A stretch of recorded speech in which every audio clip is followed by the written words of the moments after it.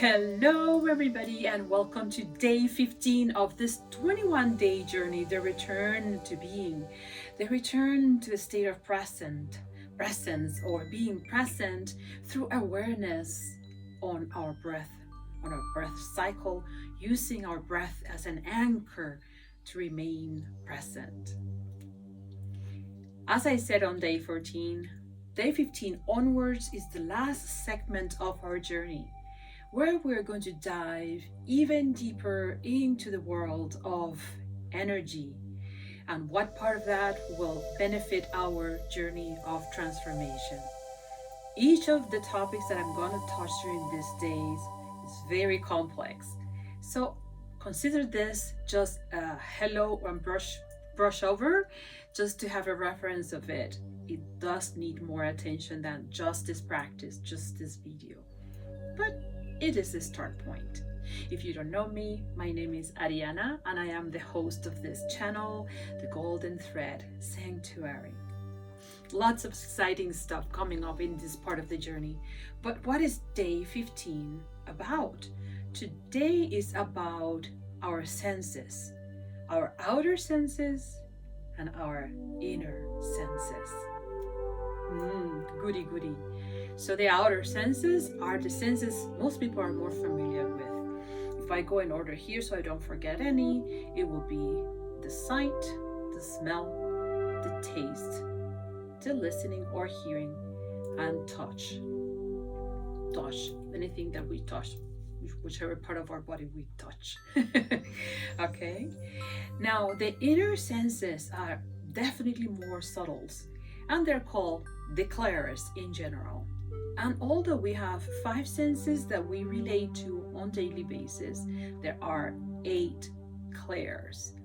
Some of the organs that we use for perceiving the world internally, since we perceive not exactly through those organs, have dual functions. It's because there's more subtlety in the perception when it's perceived through energy, when it's not perceived through the physical senses.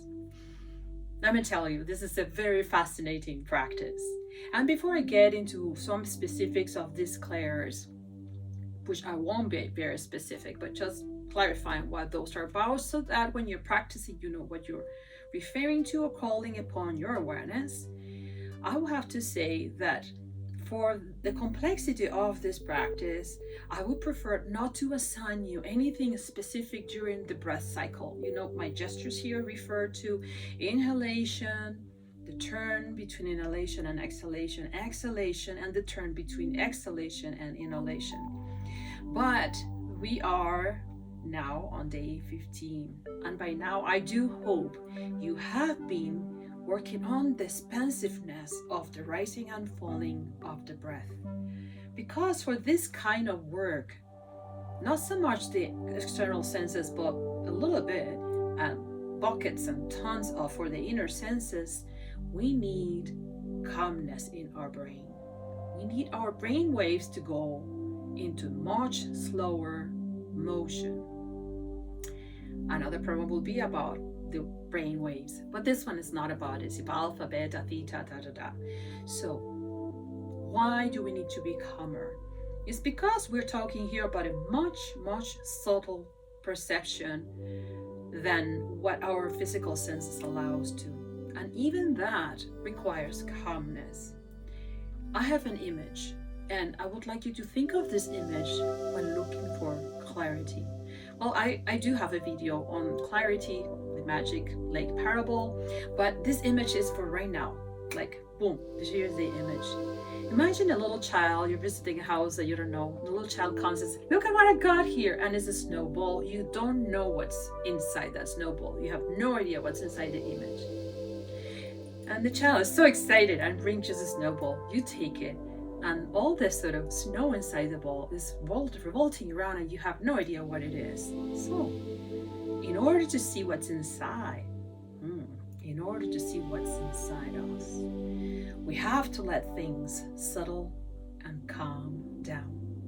Remember the snowball. We have to create the conditions, the settlement of everything that becomes noise, interference, things that we don't want our attention into, so we can have clarity in what we are perceiving. So we can look at the snowball and say, yes, I can see what it is now. All right, so this is why we practice over and over calming down. I don't think I've specifically mentioned this. I will today. You could do 20 minutes, hour, 2 hours of practice of meditation with whichever meditation you choose. And that depends on your training. When you're working with attention, awareness, and the state of presence, the training is a little bit deeper. This is why I'm only using 3 minutes, 5 minutes, 7 minutes, and 10. And I won't suggest to use the 10 till you really, really can sustain your presence and attention in 5 and 7. It will be sort of to calm you down, but not to be present, not to handle where you're focusing your attention. By now you should know what I'm talking about. Like when you say, okay, I'm ready to practice, and then and journaling, oh my gosh, this is what happened when I tried to do this exercise. But you will get better. You will get better. You need to have trust and let the fears be released. All right, having said all of that about the clarity, the slower brain wave for perception of these more subtle things, let's visit the clairs one by one very briefly.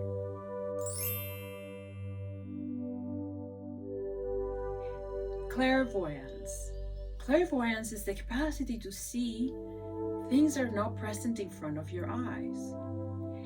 And to practice clairvoyance, all you have to do is to relate to the very simple fact. If you think about anything that happened to you either earlier today or earlier this week or earlier last month when you went on vacation, and you invoke a picture in your mind of that event, of that situation or whatever, you're seeing not with your physical eyes, but with the inner vision. Clairvoyance doesn't refer to our inner visiting of memories and things like that, but about perception and reception from the energy world. Because we are energy, everything else that's been created is energy as well. So we are going to receive images through that clair. Images. That speaks very clearly to me. I actually have a lot of images during my intuitions, my nudges and things like that. And sometimes way too fast. I have to slow them down so I can interpret them. Become like a very fast movie. Anyways, this practice is not about deepening it, but just about touching base with that. Let's keep on moving on. And then as I get to the end, I will do some suggestions about this practice. So if we go in order, we're going to go with Clairscent and clairalience. You might not be familiar with these terms. Clairscent is easier to understand, I think. It's about smelling things that are not in your surroundings. You're not making them up. You suddenly smell something and you ask people around you, can you smell that? And people say, no, what are you talking about? Not everybody's sensitive through the sense of smell, the physical sense of smell. But I'm talking about things that are not present around you, but that you still can smell. Clairalience is slightly different. It's about receiving information through the sense of smell. I confess, this is not my stronger clair, so I cannot give you a lot of advice in here, but I am working on all of my clairs. I have been doing so for a bit, and I will continue doing that for a while. So maybe when I get much better about all of this, or more inside my true self, and I have more to share on that sense, I will.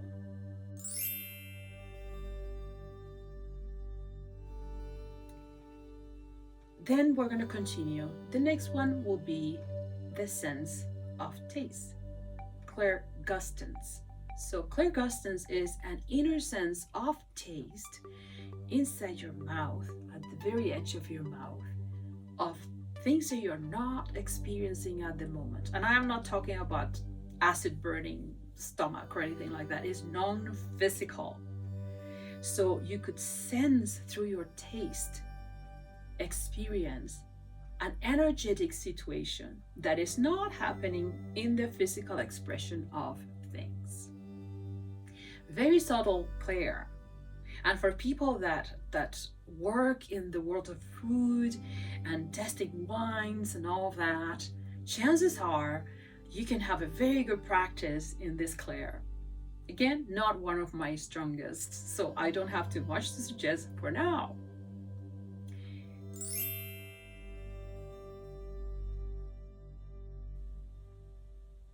Clairaudience will be the one that has to do with listening. This one I am pretty strong because I am a musician and I have highly developed my listening, the actual listening and the inner listening. What does that refer to? To receiving information through sound, sounds of any kind that are not present around you. That means it's in your inner world that those sounds exist, with clarity or without it, but they are there. And look, I am not talking about the sound of your own voice, the monkey voice that talks about this and about that. That is your ego side. All of the clairs belong to your true self. And you learn to decant. You learn to perceive the difference between one thing and the other one soon enough. Then the next one has to do with the sense of touch. And we have more than one, the same that we have for the smell. We have more than one for the sense of touch. There's one more clair that is not included because we use the mind to perceive and to register knowledge and all of that. But there's another one for knowing as well.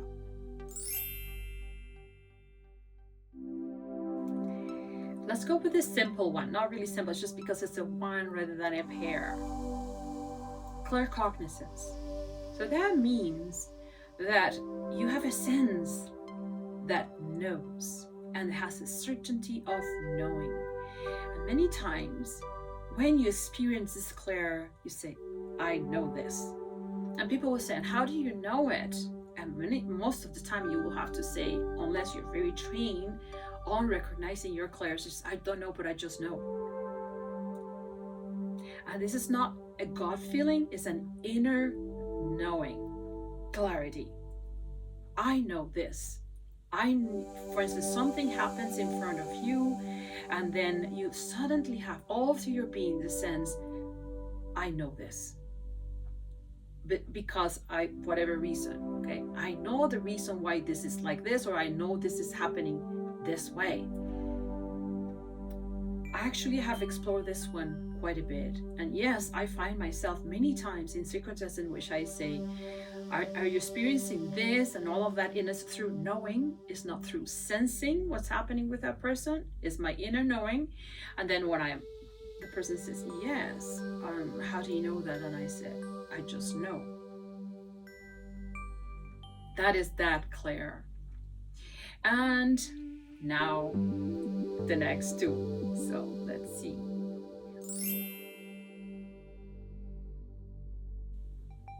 Clairsentience is about perceiving and feeling energies. Lots of people have this one. Somebody approaches you and you feel something. You don't know how to interpret it, but you feel something. And that something could be good, that something could be not so good. We're constantly intermingling with everybody's auric field and magnetic field. It is normal to feel the interference. But if you're not trained, all you will feel is something without knowing how to qualify it. But people that train their clairsentience will actually perceive energetically a lot from people and things in front of them. Clairkinesthesia is very similar, but includes touch and physicality. So this is the kind of people that can touch an object and relate to a lot of things that are implicit in that object's energy, or that can embrace somebody, and by touching that person, embracing that person, a lot of information is transmitted energetically between one and the other one. Isn't that fascinating? Well, how are we going to practice the clairs? And as I have said, this is too complex for one program on a 21-day journey, but I hope this gives you some curiosity to explore them. I will let you freely roam on the breath cycle, as I've said before, but I do have some suggestions. Treat independently the outer world from the inner world, meaning dedicate one full breath, or more than one if you choose to do so, to the external sense, for instance, seeing, and relate to your energy world reaction. Remember this I will remind you, because you could use this. During the inhalation, we perceive. In the tip point here, we process the information, we bring it to our own world, whatever we are in the here and now. And in the exhalation, we create, we decide, we give that use in our existence, or project it outwards, or release it, or let it be. And when we are in this part of the cycle, we are balancing everything, what is received, what is given. And in this tiptoe of the balance, a lot of things happen. Yes? Okay, so that is the generality that I will suggest. But I know these topics are pretty much not known to the majority of people. If working with the senses is very simple, bring on something you have seen today, something you have smelled today, something you have tasted today, something you have heard today, something you have touched today. And as you get better at this, you can get more and more subtle. And what are you going to do with that information that you received? You chose it for a reason. So what does that bring to your being, to your whole magnetic field, if you're thinking of energies, or just to your day? Everything happens for a reason. So if you notice it, if you bring it during your practice, explore and decide what to do with it, and stay on the tip of the balance. If we're working with the clairs, the inner senses, this is way more subtle. Wait till you are a little bit calmer. Do not do this practice unless you have done some settling down, because it's certainly more subtle. And this will include sensations that were strongly felt during your day, or the day before, or in your dreams, because our clairs speak to us in our dream world as well. So I know I'm not saying a lot, is because this is way too big for one day series on presence and awareness on your breath. But I've said enough to at least ignite your curiosity in the path of transformation. Remember that if you are seeing this on day 15, that means there are 14 days prior to day 15 that you should revisit. And from day 15, we are diving more and more inwards into the magnificent world of energy expansion. As I've said many times as well, we have segments of 3, 5, 7, and 10 minutes practice.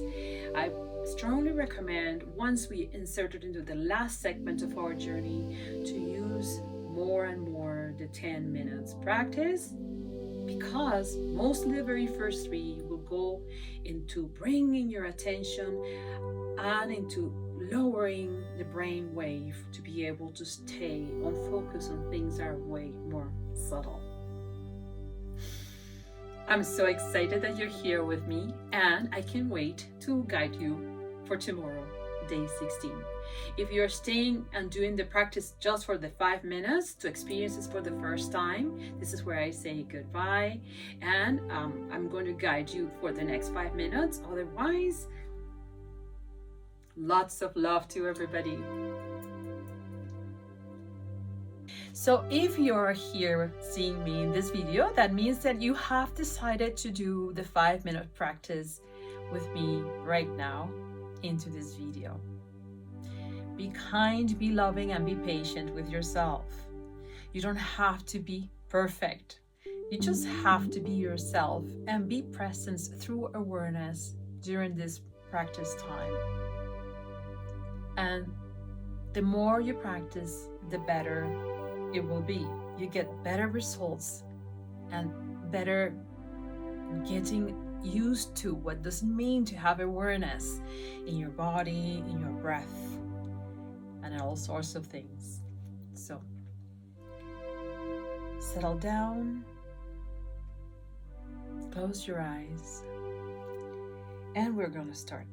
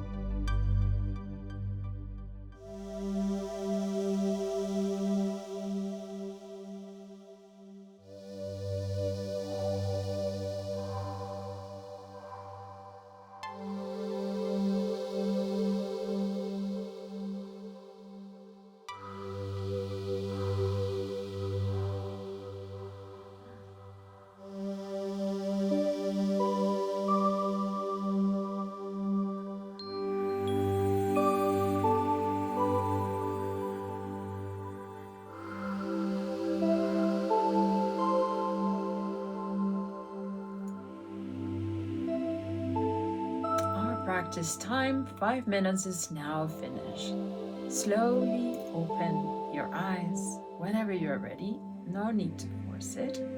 And if your body is slightly asleep, remember, move your fingers slightly like this. It will bring more circulation. And move your toes as well, but you cannot see because I am seated. And caress yourself, hug yourself, swallow. Put your hands in your neck. Give yourself some warmth. What 5 minutes I have said many times is a very, very short practice. Today I wanted, and from today onward to the next practices, I would like to also add this. As we're getting more conscious into the breath, observe and let it be during the flow that is happening inside your body through your calmness and the attention on your breath. You're going to notice certain involuntary movements are going to happen. Head, shoulders, your spine, anywhere, let them be. We're not practicing not moving the body, we're practicing awareness. And in my experience with the spiritual practices, because we are handling energy, energy is never static. It's always changing, transforming itself in one sense or another. And as you get better at these practices as well, when you quiet down and you have requested it, you can get very nice updates and clear-ups that you personally might not be able to have learned how to handle yet, but they can happen. So do not be stiff or anything like that. It's not, you have to be in one pose without motion. You're practicing awareness. Have a wonderful day and a wonderful practice, and I will see you again next time, either on a video like this or any other of the videos that I have around. Do communicate with me if you have any questions, and I'm pretty sure you will have quite a few of them. Also, please notice that I do insert chapters in my videos to make it easier for you to figure out where things are. For instance, let's say you're practicing today and you've seen the instructions, you've seen my talking about this and about that, you just want to go to the 5 minutes. There will be a chapter that says practice starts here, and so on. A link to a previous video, whatever it is. All right. So I'll see you again in the next one. Lots of love.